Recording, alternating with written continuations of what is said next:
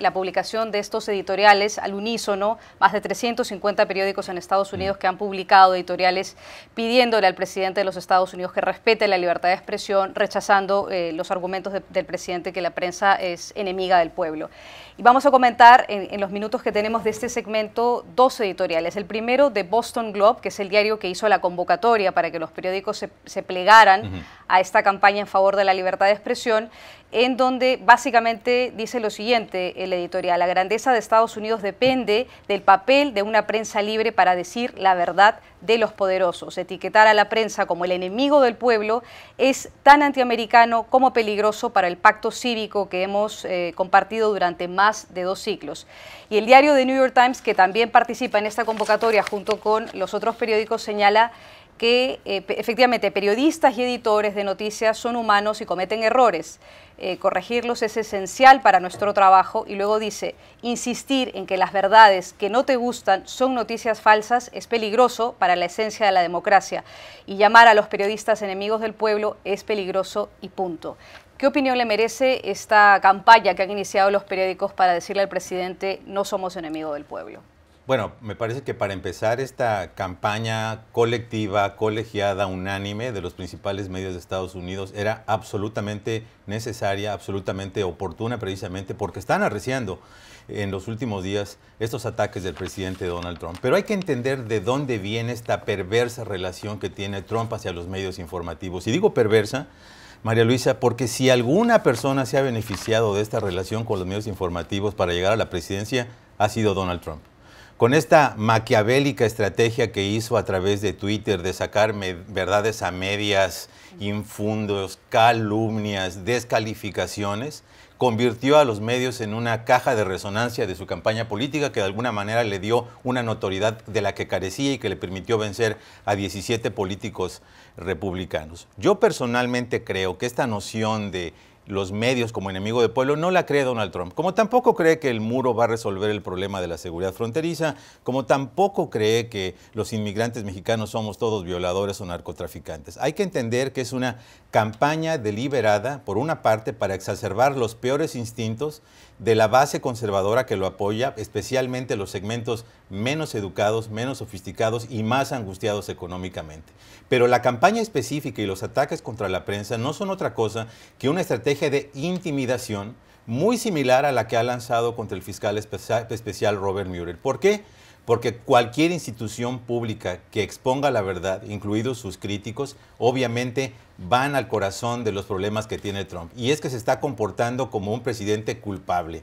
Cuando los medios están exponiendo las verdades de las investigaciones sobre la trama rusa, cuando el fiscal especial está llamando a testificar a personas, cuando hace acuerdos de negociación de cargos, vemos inmediatamente la reacción del presidente, sea a través de ataques directos, algunas estrategias para cambiar el tema de la conversación, etcétera, o descalificaciones que no tienen nada que ver con el tema.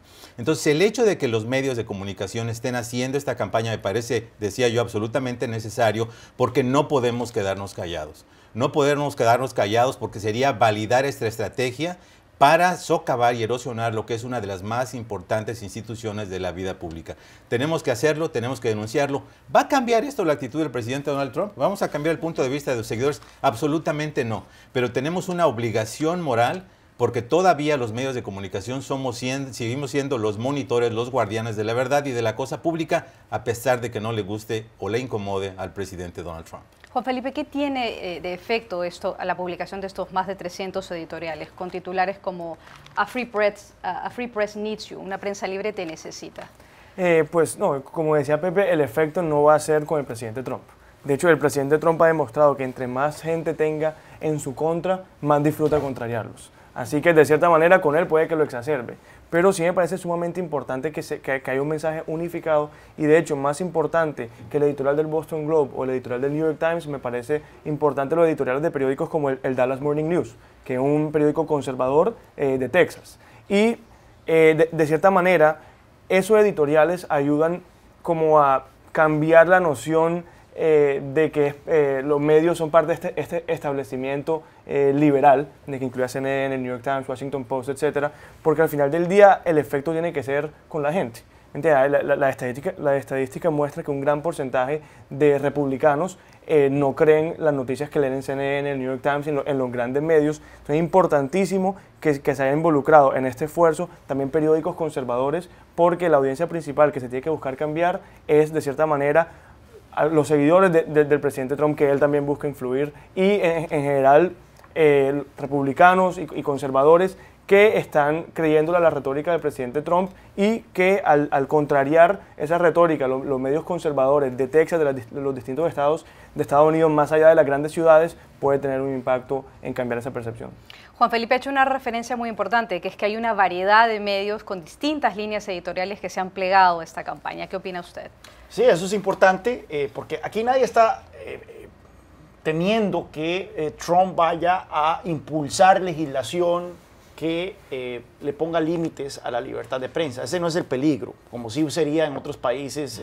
Lo hemos visto en Turquía, lo hemos visto en Venezuela, lo hemos visto en Filipinas, lo hemos visto en otras partes del planeta, donde sí se pasan límites a lo que los periódicos pueden publicar. Gente asociada al poder compra canales de televisión o compra periódicos para hacerlos más afines a la línea del gobierno, etc. Nadie está temiendo de que eso pase aquí en Estados Unidos, pero el gran peligro es cuando, como dice Pepe, un 40% de la población, que es la base del presidente Trump, deja de creer en la prensa y empieza a asumir una actitud hostil hacia esta, porque eso va a trascender a Trump. O sea, Trump se va a ir, se puede ir mañana o se puede ir dentro de 2 años y medio, y esa actitud hostil, esa actitud escéptica hacia lo que publican los periódicos, lo que publican, lo que transmiten los canales de televisión, va a perdurar.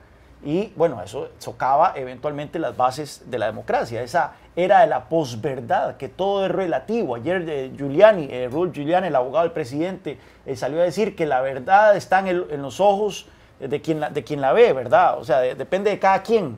Ese tipo de cosas es exactamente el libreto que ha salido de Rusia, de tratar de relativizar todo, de que no hay una verdad, sino que hay varias, y depende de quién, de la óptica desde que se ve, y ese tipo de cosas sin duda alguna minan la democracia en el largo plazo. Ese es el gran peligro que se corre con esta retórica del presidente, de llamar a los medios de comunicación enemigos del pueblo. O sea, esto es una retórica chavista totalmente aquí en Estados Unidos, y que, como le digo, no es que esto va a degenerar en límites a la libertad de prensa, pero sí en el largo plazo es muy peligroso. No podemos llegar a un punto donde se le crea más a los políticos que a los medios de comunicación. Sin ese llamado for the state, sin ese contrapeso, el debate público se erosiona de manera que se convertirá, se volverá imposible saber qué es verdad y qué no. Entonces siempre hay que asegurarse que se fortalezca la libertad de prensa y los medios de comunicación, porque no se le puede creer más a los políticos que a los medios de comunicación. Yo creo que tiene implicaciones que trascienden la relación entre la prensa y el poder, porque cuando la sociedad empieza a fabricar sus consensos o plantear políticas públicas con base en mentiras o verdades a medias, tenemos un problema muy serio de largo plazo que implica afectar el propio desarrollo de la sociedad. Porque una cosa es que digas que el muro va a resolver los problemas de la seguridad fronteriza y no lo creas, lo hagas como un acto de campaña, una estrategia de mercadotecnia política. Y otra cosa es que destines $20,000 millones a un proyecto que sabes que va a ser absolutamente oneroso y totalmente inútil, ¿no? Entonces yo creo que eso trasciende, y el hecho de que los periódicos estén poniéndose de alguna manera en la vanguardia de esa denuncia va a tener implicaciones positivas, aunque no necesariamente para afectar al electorado de Trump.